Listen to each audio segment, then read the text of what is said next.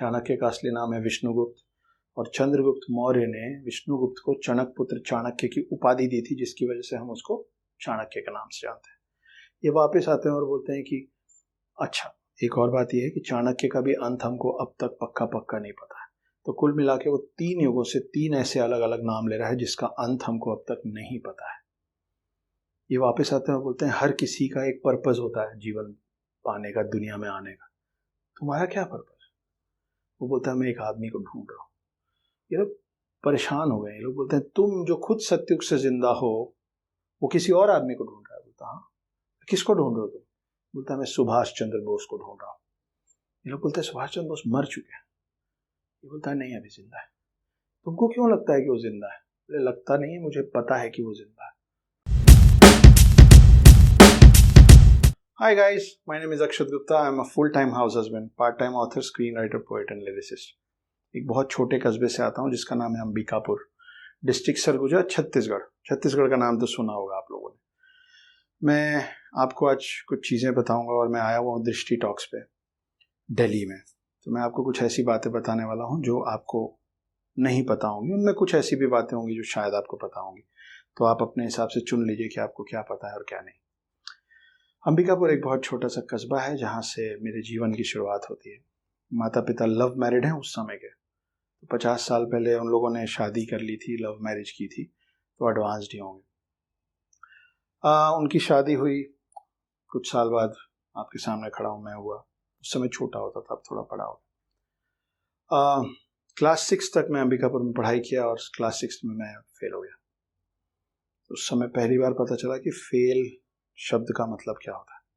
पर पहले जब हम छोटे होते हैं ना, तो फेल बहुत छोटी छोटी चीज़ों में होता है। जैसे जैसे जीवन आगे बढ़ता है फेल का मायने भी उतना बड़ा होता जाता है हमारी उम्र के साथ। तो पहली बार जब समझ में आया कि फेल क्या होता है, वो था क्लास 6 में। ये समझ में आ गया था कि जूनियर्स के साथ क्लासमेट्स नहीं बन सकते और क्लासमेट्स को सीनियर नहीं मान पाएंगे। तो मुझे हॉस्टल में डाल दिया गया और हॉस्टल था रायपुर में। रायपुर अब छत्तीसगढ़ का कैपिटल होता है। कुछ साल वहाँ हॉस्टल में पढ़ा। हॉस्टल के अपने रूप रंग होते हैं, हॉस्टल के अपने तौर तरीके होते हैं, और उनमें से एक तौर तरीके का हिस्सा होता है यूनिटी। यूनिटी सही तौर पे उपयोग किया जाए तो अच्छा है, गलत तौर पे उपयोग किया जाए तो बहुत बुरा है। मैंने दोनों किए हुए हैं। तो यूनिटी में झगड़े हुए दूसरों से। उसका नुकसान ये हुआ कि मुझे हॉस्टल से निकाल दिया गया, स्कूल से भी निकाल दिया गया, और आसपास वाले सब ने कहा कि बेटा जो होता है अच्छे के लिए होता है। समझ नहीं आ रहा था क्या अच्छा हो रहा है इसमें। थोड़ा लाइफ और आगे बढ़ा और मैं इंदौर पहुंचा, छत्तीसगढ़। इंदौर में प्यार हो गया हॉस्टल 11th क्लास के स्कूल में। वहाँ एक लड़की मिली जो मुझे भी पसंद करती थी। हम दोनों को प्यार हुआ, हम दोनों ने शादी की। कुछ साल शादी अच्छी चली और फिर चीज़ें बिखरनी शुरू हो गई। इससे ये पता चलता है कि 21-22 साल की उम्र में शादी नहीं करनी चाहिए। 21-22 साल जिस उम्र में मैंने शादी की, वो शादी करने की उम्र नहीं होती है। वो मेरी गलती थी। शादी करने की उम्र 21-22 नहीं होती है। 21-22 साल होता है करियर बनाने की उम्र और गलतियां करने की, मगर इस प्रकार की नहीं। गलती हम दोनों ने की थी। गलती मेरी थी तो उनकी भी उतनी थी। और कुछ साल की शादी चलने के बाद एक प्यारा सा बेटा हुआ, और बेटे के बाद जब मेरा बेटा 6.5 साल का हुआ तो सब कुछ बिखर गया। हम लोग अलग हो गए। मैं डिप्रेशन में गया। डिप्रेशन के बाद मैंने सुसाइड अटेम्प्ट करने की कोशिश की, जैसे तैसे बच गया। और उसके बाद सफ़र शुरू हुआ बॉम्बे में राइटिंग का। तो ये जो क्लास 6 में फेल हुआ वो पहला था।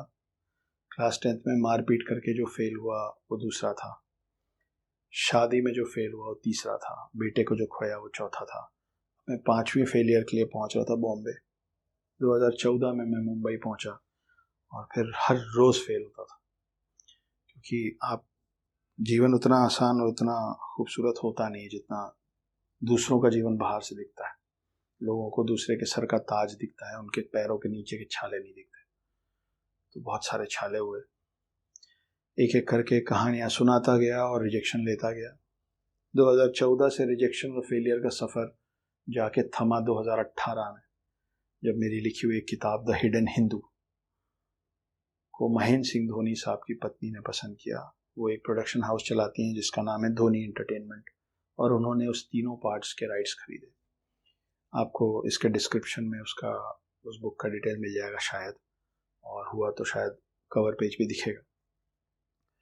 तो वहाँ से ये 3 किताबें एक एक करके निकली, पेंगुइन पब्लिकेशन ने छापी, and slowly I became one of the national best sellers of this country in a record breaking time of 5 months।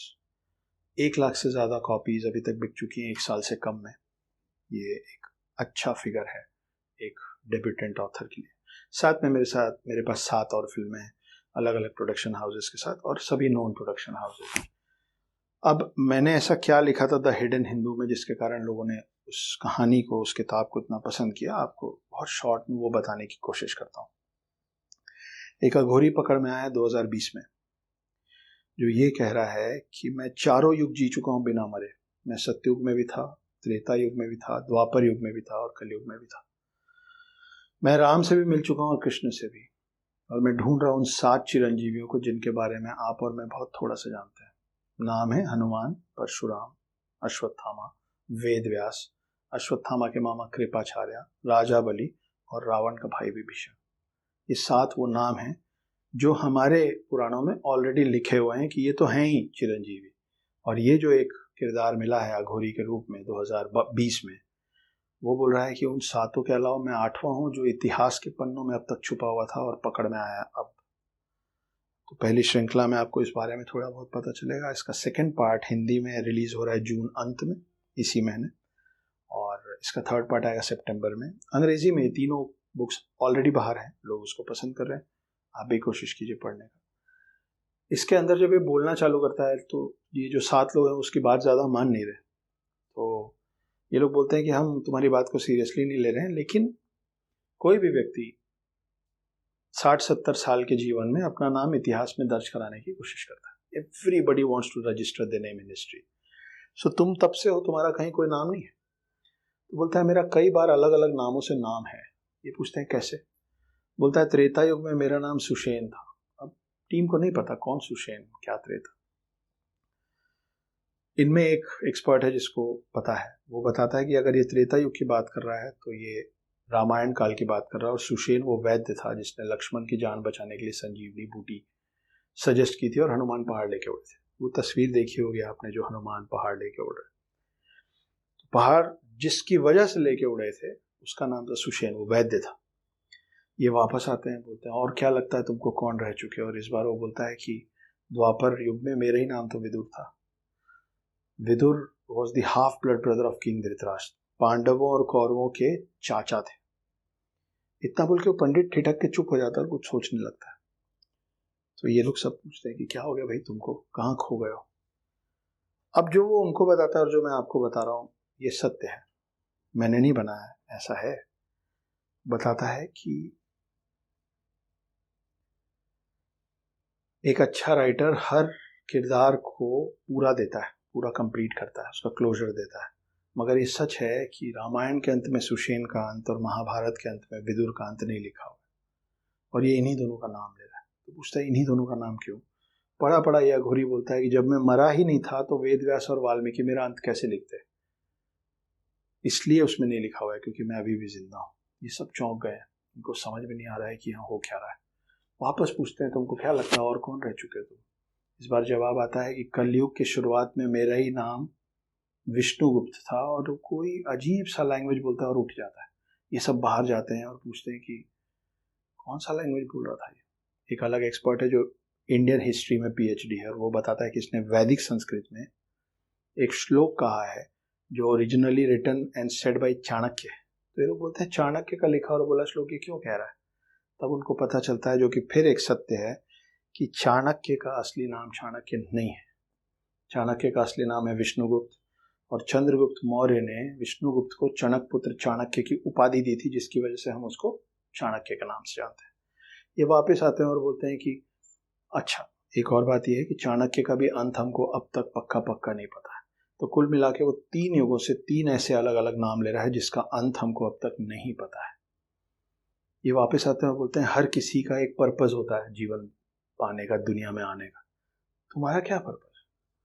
वो बोलता है मैं एक आदमी को ढूंढ रहा हूँ। ये लोग परेशान हो गए। ये लोग बोलते हैं तुम जो खुद सत्युग से जिंदा हो वो किसी और आदमी को ढूंढ रहा है। बोलता हाँ, किसको ढूंढ रहे हो तुम? बोलता है मैं सुभाष चंद्र बोस को ढूंढ रहा हूँ। ये लोग बोलते हैं सुभाष चंद्र बोस मर चुके हैं।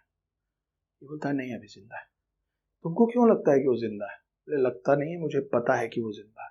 अगला सवाल आता है कि तुमको क्यों लगता है कि तुमको पता है कि सुभाष चंद्र बोस अब तक जिंदा है? वो बोलता है क्योंकि मेरे हिसाब से सुभाष चंद्र बोस कोई और नहीं है, अश्वत्थामा है। जब मैं विदुर था तब मैं अश्वत्थामा से मिला था और मैं इकलौता जीता जागता व्यक्ति हूँ जिसे ये पता है कि अश्वत्थामा आज कैसे दिखता है। लेकिन इसके पहले कि मैं उनसे मिल पाता, वो 1945 में ताहिको फर्मोसा नाम की एक जगह पे प्लेन क्रैश का स्टोरी बना के गायब हो गए। तो मैं उनसे मिल, ताहिको फर्मोसा जिसको अब आप और मैं ताइवान के नाम से जानते हैं, और सबसे ज़्यादा एक्सेप्टेबल डेथ का जो स्टोरी है सुभाष चंद्र बोस का, वो ताहिको फर्मोसा ताइवान का है 1945 का। वो बोलते हैं कि इससे पहले कि मैं उससे मिल पाता, उसने ये वाली कहानी प्लेन क्रैश की बना के वो गायब हो गया, तो मैं उससे मिल के उसको ये बता नहीं पाया कि मैं उन लोगों जैसा हूँ। फिर बोलते हैं उन लोगों जैसा मतलब और किसको ढूंढ रहे हो तुम? जवाब आता है परशुराम को भी ढूंढ रहा हूं। आप लोगों को मजा आ रहा है ये कहानी सुन के? इसीलिए मैं इसके आगे आपको ये कहानी नहीं सुनाऊंगा। किताब है, नाम है द हिडन हिंदू।